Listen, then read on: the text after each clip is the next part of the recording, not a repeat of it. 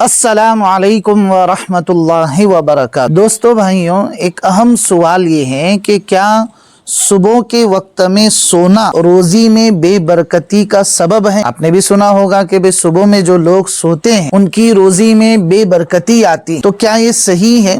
اس بات کو ہم آج سمجھتے ہیں۔ سب سے پہلی چیز آپ یہ سمجھیں کہ اللہ کے نبی صلی اللہ علیہ وسلم کی حدیث کی کتابوں میں ایک ضعیف روایت ملتی ہے جس کے الفاظ یہ ہیں کہ قال النبی صلی اللہ علیہ وسلم الصبحۃ تمنع الرزق۔ اللہ کے نبی صلی اللہ علیہ وسلم فرماتے ہیں صبح کے وقت میں سونا یہ آدمی کی روزی میں بے برکتی کا سبب، ٹھیک ہے؟ اور فقہاء کرام نے بھی صبح کے وقت میں سونے کو مکروہ لکھا کتابوں میں۔ لیکن ایک چھوٹا سا سوال یہ ہوتا ہے کہ وقت سے کون سا وقت مراد؟ تو اس کو سمجھنے سے پہلے، یعنی وقت سے کون سا وقت مراد ہے، اس کو سمجھنے سے پہلے ایک اور روایت آپ یہ سمجھیں کہ جس میں اللہ رب العزت یہ ارشاد فرماتے ہیں کہ صبح صادق سے لے کر طلوع آفتاب تک، اللہ رب العزت یہ ارشاد فرماتے ہیں صبح صادق سے لے کر طلوع آفتاب تک کا جو وقت ہے بیچ کا، اس وقت میں اللہ رب العزت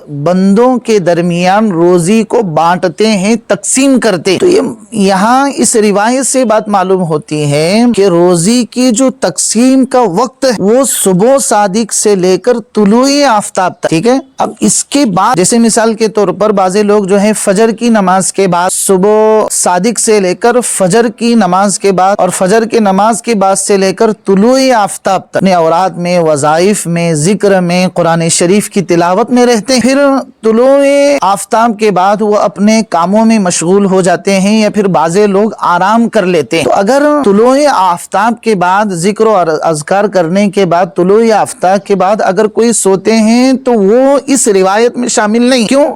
کیونکہ دوسری روایت میں یہ بات ملتی ہے کہ جو روزی کے اندر بے برکتی کی وجہ ہے وہ صبح صادق سے لے کر طلوع آفتاب تک سونے کے بیچ میں، اور آپ جو سو رہے ہیں وہ طلوع آفتاب کے بعد سو رہے ہیں۔ ظاہری بات ہے کہ آپ اس بے برکتی کے اندر داخل نہیں ہوں گے جس میں یہ کہا گیا ہے کہ صبح کے وقت میں سونا یہ بے برکتی کا سبب ہے روزی میں۔ تو اس روایت سے معلوم ہوتا ہے کہ بے برکتی کب ہوگی؟ جب آپ صبح صادق سے لے کر طلوع آفتاب کے بیچ میں اگر سوئیں گے۔ اگر اس کے بعد سوئیں گے تو کوئی کراہت نہیں ہے، اور بہت سارے ہمارے اکابرین کا یہ معمول تھا کہ صبح صادق کے بعد جو ہیں وہ اپنے اوراد میں، وظائف میں، ذکر و اذکار میں اور اسی طریقے سے تلاوت قرآن پاک میں مشغول رہتے ہیں، اور طلوع آفتاب کے بعد وہ تھوڑی دیر آرام کر لے۔ تو اس لیے یہ بے برکتی ان لوگوں کے لیے ہے جو صبح کی نماز نہیں پڑھتے، صبح کی نماز کے وقت میں سو جاتے۔ تو یہ بے برکتی اور یہ نحوست